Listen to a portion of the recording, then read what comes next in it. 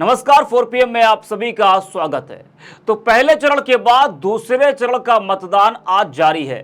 UP की 8 सीटों पर मतदान हो रहा है, जिसमें अमरोहा, मेरठ, बागपत, गाजियाबाद, गौतम बुद्ध नगर, बुलंदशहर, अलीगढ़ और मथुरा शामिल है। इन सीटों पर दूसरे चरण के लिए आज मतदान हो रहा है। पहला चरण भी शुक्रवार को पड़ा था और दूसरा चरण भी शुक्रवार को ही। अच्छा, जो पहला चरण था ना, उसमें ज्यादातर मुस्लिम बाहुल्य सीटें थी, जिसकी वजह से जुमे की नमाज की वजह से दोपहर में मतदान कम हुआ था, लेकिन उसके बाद मत प्रतिशत में बढ़ोतरी देखने को मिली थी। हालांकि पिछले चुनाव के मुकाबले इस बार पहले चरण में 5 से 9% कम मतदान हुआ था, जिसने बीजेपी की टेंशन बढ़ा दी थी। और ये जो दूसरा चरण है ना, ये भी बीजेपी की टेंशन बढ़ा सकता है। हालत ठीक बिल्कुल नहीं है। 2019 में जो एक सीट छोड़ सभी पर बीजेपी ने कब्जा कर लिया था, लेकिन इस बार दूसरे चरण की परिस्थितियां अलग हैं और हर सीट पर बीजेपी को जमकर पसीना बहाना पड़ रहा है। पहले चरण के बाद बीजेपी की हालत इतनी खराब है कि बीजेपी नेता हिंदू मुस्लिम की राजनीति करने लगे हैं। खुद प्रधानमंत्री मंच से हिंदू मुस्लिम करते हुए नजर आए तो बौखलाहट साफ नजर आ रही है। तो पहले चरण में जिस तरह की वोटिंग हुई, जाहिर है कि बीजेपी के माथे पर चिंता की लकीरें हैं, इसलिए पार्टी वोटिंग को लेकर खास सतर्क रही और बाकी चरणों में मत प्रतिशत बढ़े, उसके लिए बीजेपी ने अपने कार्यकर्ताओं को सतर्क कर दिया था। दूसरे चरण में जिन सीटों पर मतदान हो रहा है, उसकी कमान खुद गृह मंत्री अमित शाह ने संभाल रखी थी पहले चरण को देखते हुए। लेकिन दूसरे चरण की इन 8 सीटों पर जहां मतदान हो रहा है, आज इन सीटों पर जिस तरह का माहौल बना हुआ है, उससे यही लगता है कि यह चरण बीजेपी के लिए आसान नहीं होने वाला है। इसके पीछे कई वजह हैं। एक तो राजपूत वोटों की नाराजगी, दूसरा लोकल मुद्दे भी हावी हैं। वीके सिंह का टिकट काटना, इससे भी क्षत्रिय समाज बीजेपी से नाराज दिखा। गुजरात में बीजेपी नेता रूपाला के बयान के चलते ठाकुरों ने नाराज होकर कई जगहों पर राजपूत सम्मेलन किए। राजपूत बिरादरी को कसम खिलाई गई है कि बीजेपी को वोट नहीं देना है। वही लोकल मुद्दों की अगर बात की जाए तो बीजेपी चाहती है कि लोकसभा चुनावों में वोट प्रधानमंत्री नरेंद्र मोदी के नाम पर पड़े तो बीजेपी को फायदा हो सकता है। पर विपक्ष ने वेस्ट यूपी के इन सीटों पर माहौल को स्थानीय बना दिया है, जिन सीटों पर आज मतदान हो रहा है। स्थानीय मुद्दों के हावी होने के चलते बीजेपी को काफी वोटों का नुकसान इन 8 सीटों पर उठाना पड़ सकता है। वही मायावती ने भी बीजेपी के लिए मुसीबत खड़ी कर दी है। बीएसपी ने चुन चुन कर ऐसे उम्मीदवार उतारे हैं ना, जो बीजेपी के लिए भारी पड़ने वाले हैं। तो मायावती भी बीजेपी के लिए बहुत बड़ी मुसीबत बन गई है। तो ये सब मुद्दे हैं जो बीजेपी के लिए इस बार इन सीटों पर भारी पड़ने वाले हैं पहले के मुकाबले। जिस तरीके से पहले बीजेपी ने 2019 में एक सीट छोड़कर बाकी सीट पर कब्जा किया था, लेकिन इस बार ऐसा नहीं लग रहा है। लेकिन जिस तरह से राजपूत समाज ने बीजेपी का विरोध किया, कई जगह महापंचायतें हुई, उसमें कस्में खाई गई कि वो लोग बीजेपी को वोट नहीं देंगे, तो ये बीजेपी के लिए सबसे चिंता का सबब है। प्रचार के दौरान आपने देखा पश्चिम उत्तर प्रदेश की सियासत में राजपूत समुदाय की नाराजगी काफी चर्चा में रही। इन इलाकों में राजपूत समुदाय बीजेपी के खिलाफ लगातार महापंचायतें करता रहा। महापंचायतों में अपील की जा रही थी कि इस समुदाय के लोग बीजेपी को वोट ना दें। वही अब आपको यह भी बताते हैं कि गोदी मीडिया आज के चरण को लेकर क्या कुछ कह रहा है, वो आपको बताते हैं। गोदी मीडिया के कुछ चैनल से वो क्या कुछ कह रहे हैं, जरा वो भी आप देखिए।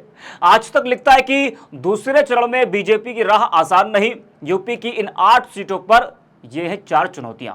ये आगे लिखते हैं कि दूसरे चरण की वोटिंग में उत्तर प्रदेश की 8 सीटों पर मुकाबला बीजेपी के लिए 2019 जितना आसान नहीं।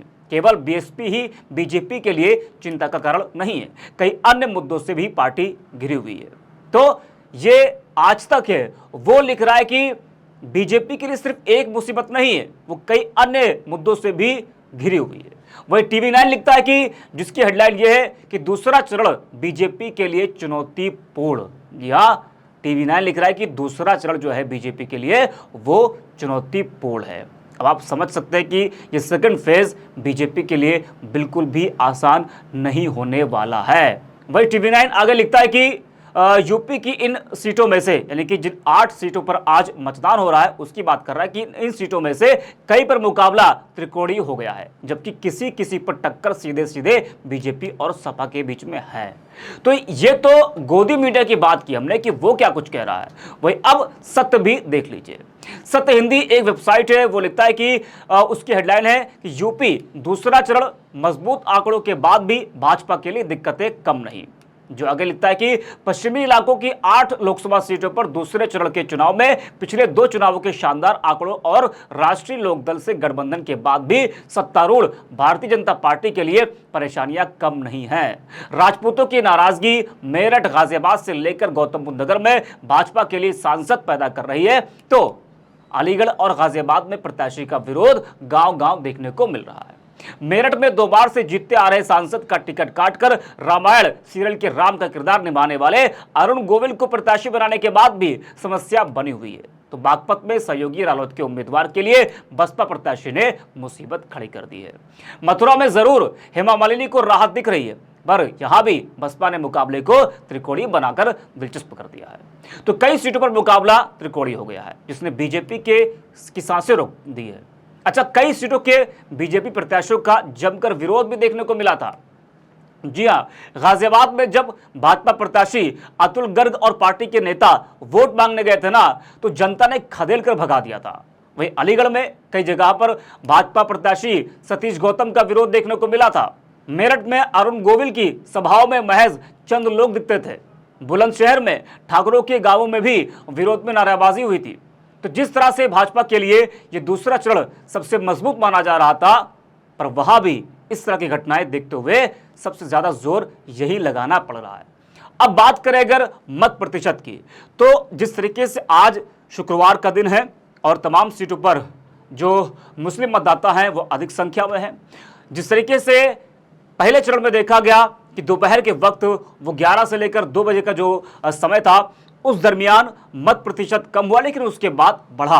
अच्छा, धूप भी थी, गर्मी भी थी, जुमे का दिन भी था, तो कई वजह थी। लेकिन आज का जो दिन है, तो ये भी जो दिन है पहले चरण की तरह ही है। शुक्रवार का दिन है, धूप भी है, गर्मी भी है, तो देखना यह होगा कि आखिरकार मत प्रतिशत जो है पहले चरण के मुकाबले आज बढ़ता है। बीजेपी ने जिस तरीके से जमकर पसीना बहाया, एक एक लोगों के पास बीजेपी के लोग गए, कई टीमें बनाकर रखी थी बीजेपी ने, क्योंकि पहले चरण में मत प्रतिशत कम हुआ, उससे बीजेपी की टेंशन बढ़ी। तो दूसरे चरण में बीजेपी नहीं चाह रही थी कि मत प्रतिशत घटे। उसको बढ़ाने के लिए भाजपा ने अपने कार्यकर्ताओं को जमीन पर उतार दिया था कि आप जाइए, लोगों से मिलिए और वोट करने की अपील कीजिए।